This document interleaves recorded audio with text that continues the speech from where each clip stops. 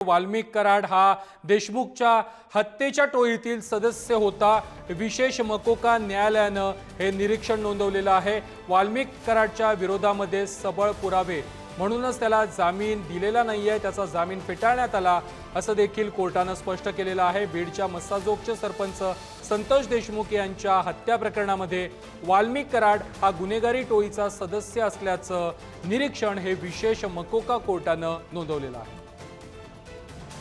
आपल्यासोबत बोलण्यासाठी आमदार सुरेश धस जे आहेत। धसजी, संतोष देशमुख प्रकरणात कोर्टाने एक निरीक्षण दिलेलं आपल्याला पाहायला मिळतं, काय नेमकं याच्यानंतर तुमची प्रतिक्रिया? हे अतिशय चांगलं झालेलं आहे। माननीय न्यायालयाने त्या ठिकाणी जे निरीक्षण नोंदवलेलं आहे की याचा मास्टर माइंड आणि प्रमुख सूत्रधार हा आकाच आहे। हे निरीक्षण नोंदवल्यामुळं ते लोक जे प्रयत्न करत होते आरोपी ह्याच्यामध्ये हे करण्याचा म्हणजे केस लांबवण्याचा जे प्रयत्न करत होते तो प्रयत्न या ठिकाणी कोर्टाने हाणून पाडलेला आहे आणि कोर्टाने अतिशय चांगलं निरीक्षण नोंदवलेलं आहे। त्याच्याबद्दल त्यांचा आभार।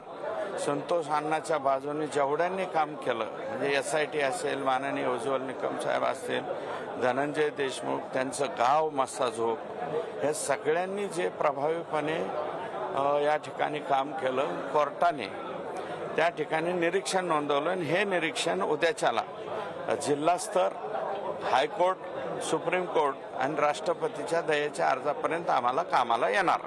कुठेतरी या संपूर्ण प्रकाराला विलंब झाला, कारण दयेचा अर्ज सुद्धा काही ठिकाणी देण्यात आलेले सुद्धा नाही, दयेचं म्हणजे दोषमुक्तीचा अर्ज दोषमुक्तीचा, दयेचा अर्ज फक्त राष्ट्रपतीला करता येतो, तो शेवटचा।